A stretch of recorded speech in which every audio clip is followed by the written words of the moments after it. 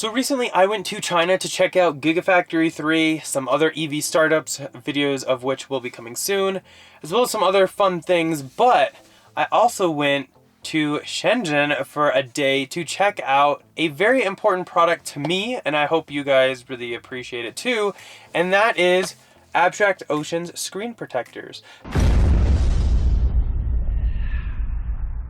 So in talking with Pete over at Abstract Ocean, they actually have their factory that makes all these over in Shenzhen. So I hopped on a plane for a quick day trip and met up with Alfred, who actually helps manage the company that I went to, and he showed me the entire process. So I'm really excited to share this with you guys. I absolutely love the show, how it's made. I like to see kind of like the backstory and everything, and it actually makes me appreciate this product even more so with all the time and effort and everything that actually goes into it. And huge thanks to Abstract Ocean for getting the company and I in contact with each other so we could make this happen.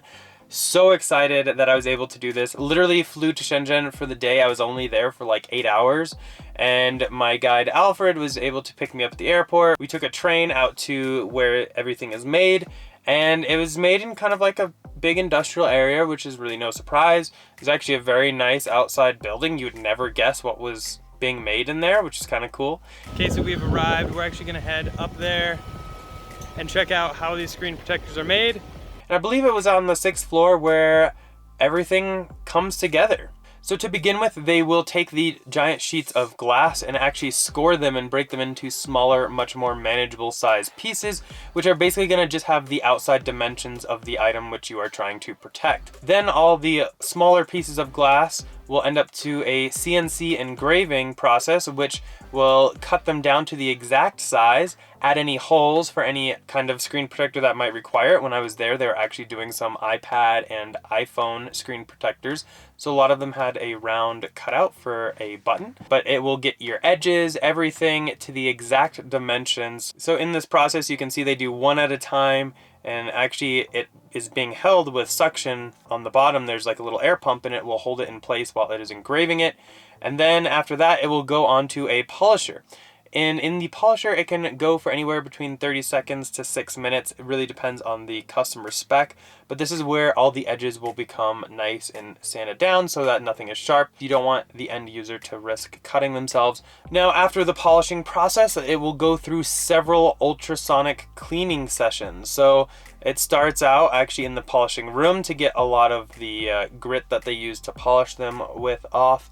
And there's several different wash basins there. Then it will continue on to another room where it will actually get washed even further. They stressed the cleaning process very, very heavily with me because if anything is on there, it will cause a blemish and actually affect the end product. So they do not want that at all, so the ultrasonic cleaning process is done multiple times. And for those of you who are unfamiliar with the ultrasonic cleaning process, it actually uses an ultrasound between 20 and 40 kilohertz, and it will agitate a liquid, oftentimes with a solvent in it, to really help clean whatever is submerged into that liquid. A lot of jewelers will use this for rings, especially because they can get really grimy on oily hands where you got lotion and everything, as well as necklaces. Really, it's used heavily in the jewelry field where you really want everything to be super clean. So once through all of the ultrasonic cleaning process, the tempering process is what is next. So in this case, the glass is actually put into basically a giant kiln or oven, if you will, for 4 hours at 400 to 600 degrees Celsius to temper it.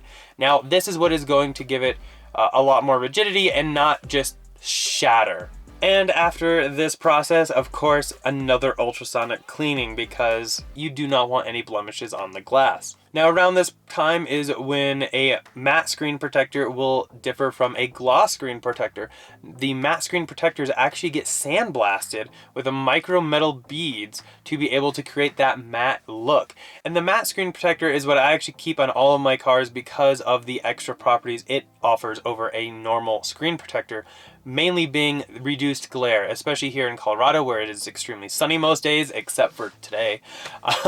It will actually reduce the glare heavily, especially when you have an all glass roof like this. You're going to get glares on your center screen, and that basically eliminates it.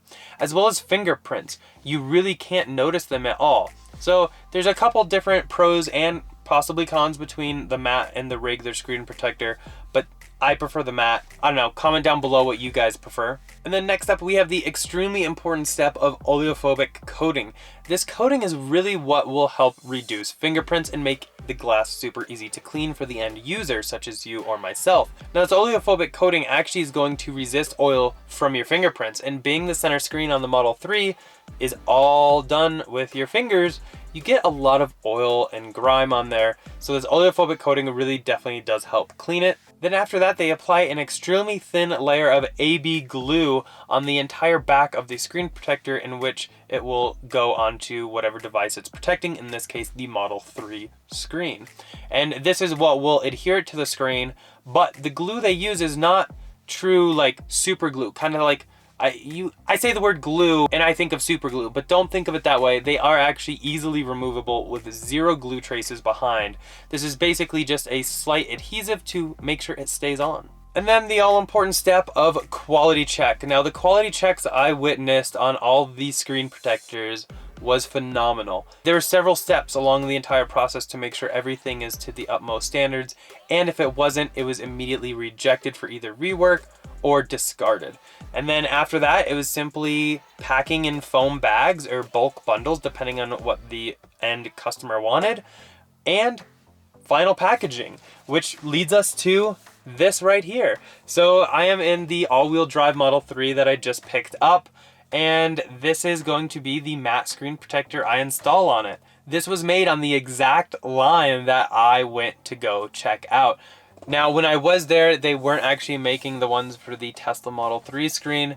That order was actually completed like a week or two before I arrived, but I did get to see them do the exact same process on iPad and iPhone screen protectors, so it was really awesome to see.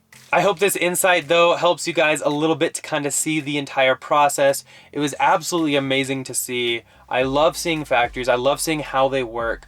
It's just very, very fascinating to me, and to see all the different steps that go into making a screen protector to protect this $1,200 screen on the Model 3 was amazing to see, and I can't thank Abstract Ocean enough, as well as Alfred, for helping me along the way and showing me all this. Everybody that was involved, thank you, thank you, thank you so much. It was an amazing experience. But yeah, I just kind of wanted to show you guys along. It was awesome to be able to film for you guys. I couldn't thank them enough. And if you guys are looking for a screen protector such as these, Abstract Ocean sells them in both matte and HD clear.